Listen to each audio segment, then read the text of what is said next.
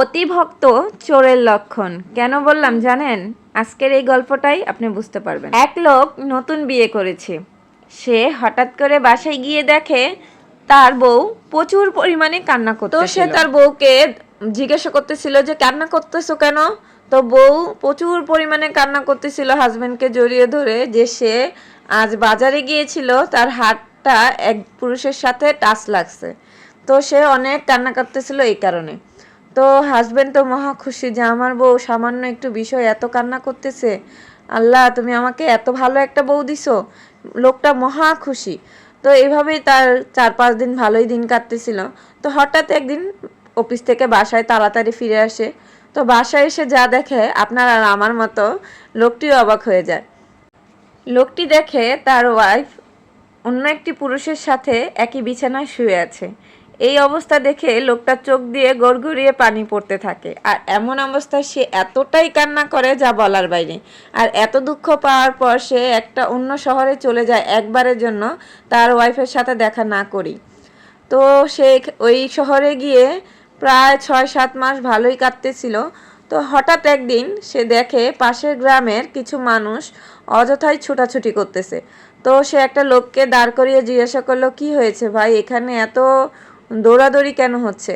তো বলল রাজার মহল থেকে স্বর্ণ মুদ্রা কিছু খাবার চুরি হয়ে গেছে। তো এই কথা শুনে সবাই তো মানে বেহুশ, কোথায় খুঁজবে, কি করবে না করবে। কিছু মানুষ ভয়ও কাঁপাকাঁপি করে দৌড়াদৌড়ি করতেছে, কিছু মানুষ কান্নাকাটি করতেছে, তারা খাবার পাবে কোথা থেকে, যেহেতু রাজমহল থেকেই জিনিস চুরি হয়েছে। তো এই অবস্থা দেখে লোকটি চারপাশে তাকাচ্ছিল। তো হঠাৎ এক সময় একটা লোকের দিকে তার নজর যায়। লোকটি এমনভাবে কান্নাকাটি করতেছিল, মাথা ঠুয়াইয়া হাত পা ছড়াইয়া প্রচুর পরিমাণে নেকা কান্না করতেছিল। তো লোকটা রাজাকে গিয়ে বলে, আমি আপনাকে চোর ধরিয়ে দিতে পারবো। তো লোকটা বলে কিভাবে? লোকটা বলে আপনি ওই লোকটার বাড়িতে গিয়ে একটু খোঁজ খবর নেন, দেখবেন আপনার জিনিসপত্র সব পেয়ে যাবেন। তো রাজা কি করলো, ওই লোকের বাসা প্রহরীদের পাঠিয়ে দিল। লোকটির বাসায় গিয়ে ভালো করে খোঁজ নিল, দেখলো যে হ্যাঁ কথাগুলো সত্যিই, কারণ তার বাসাতেই সব খাজানাগুলো পাওয়া গেছে, স্বর্ণ মুদ্রাগুলা। তো এই গল্পতে আমরা কি শিখতে পারি জানেন? অতি ভক্ত চোরের লক্ষণ। যেমন লোকটার বউ, আমি গুছিয়ে বলতে পারি না আমি জানি, কিন্তু আমি এখন বলতেছি। লোকটির বউ যেভাবে সে কান্না করছে, বাজারে একটা লোক তার হাতে টাচ করছে, তাতেই সে কান্নাকাটি করে একখানে। আর তার 2 দিন পরে দেখে এক অন্য বিছানায় আরেকটা লোকের সাথে শোয়া।